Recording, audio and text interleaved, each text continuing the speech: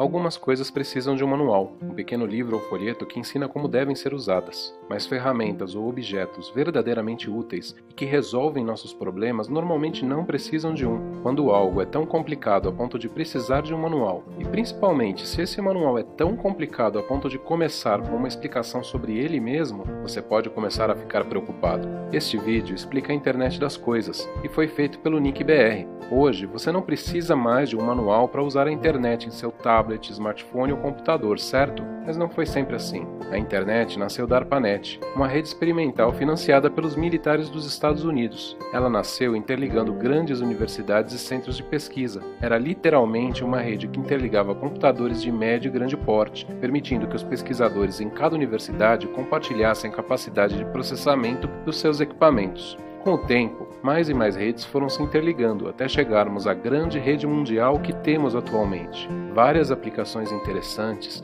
usadas principalmente para facilitar de alguma forma a interação entre pessoas, foram sendo criadas e houve diversos avanços na tecnologia. Tivemos o e-mail, os computadores pessoais, a web, o comércio eletrônico, os buscadores, a tecnologia de rede sem fio, as músicas online, os PDAs, a tecnologia de voz sobre IP, os vídeos online, os smartphones e as diversas redes sociais. Hoje, muito mais do que uma rede de computadores, a internet é uma rede de pessoas e comunidades. No nível mais básico, ela ainda interliga computadores, mas ela evoluiu para ser muito mais do que isso.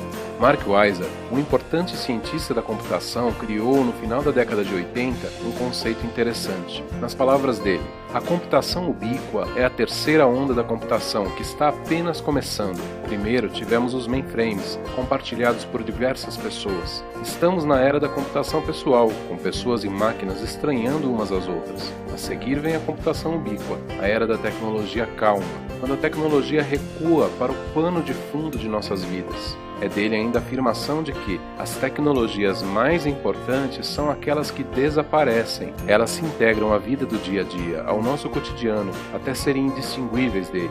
É verdade que ainda hoje estranhamos um pouco a tecnologia, mas é cada vez menos verdade. Lembrando o que afirmamos no começo deste vídeo.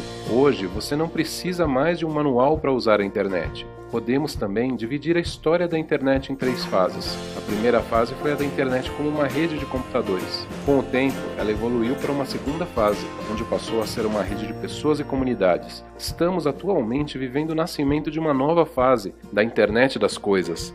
Nessa fase, a rede passa a interligar vários tipos de objetos e dispositivos inteligentes, que vão interagir entre si e conosco, tornando o nosso dia a dia mais fácil. A internet e os computadores estão desaparecendo, estão cada vez mais tão presentes em tudo que nem reparamos mais neles. Simplesmente esperamos que estejam lá e os utilizamos sem muito esforço.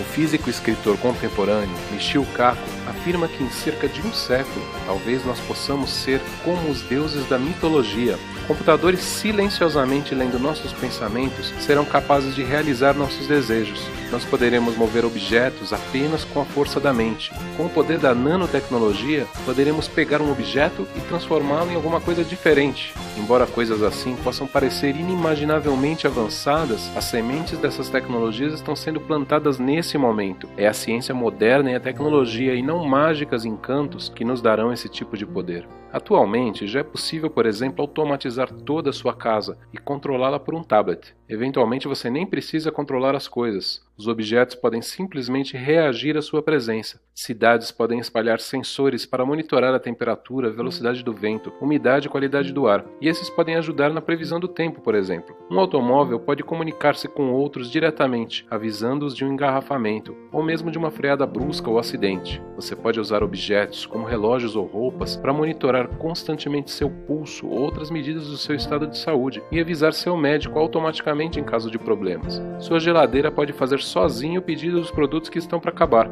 Há realmente tantas possibilidades diferentes que é difícil escolher quais enumerar como exemplos. Essa evolução da internet tem realmente muitas possibilidades promissoras e é muito bem-vinda. Contudo, também temos que tomar alguns cuidados. Vamos falar agora de alguns pontos de atenção importantes em relação a esse futuro. Em primeiro lugar, não podemos esquecer da segurança dos dispositivos. Na internet atual já temos muitos problemas: invasões, ataques, spam, vírus, botnets, etc. Alguns deles decorrem de problemas nos softwares usados nos computadores, ou de configurações mal feitas. Ao embutir um pequeno computador em um objeto qualquer, não se pode deixar a segurança em segundo plano. O que aconteceria se um hacker invadisse seu automóvel e acionasse os freios numa hora indevida? Outro ponto de atenção é a privacidade. Quem terá acesso aos muitos dados disponíveis sobre você? Por exemplo, você poderá compartilhar os dados de muitos tipos de sensores que avaliam seu estado de saúde com seus médicos. Mas será que você vai desejar que o seu banco tenha acesso aos mesmos dados?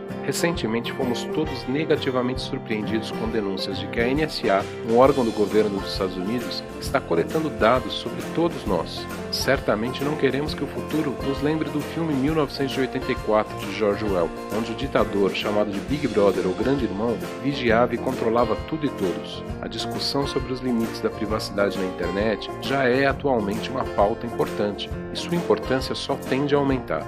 O terceiro ponto de atenção é um desafio técnico relacionado à própria infraestrutura da internet. Hoje temos alguns bilhões de dispositivos na rede mundial. Com a internet das coisas, em breve serão dezenas, depois centenas de bilhões.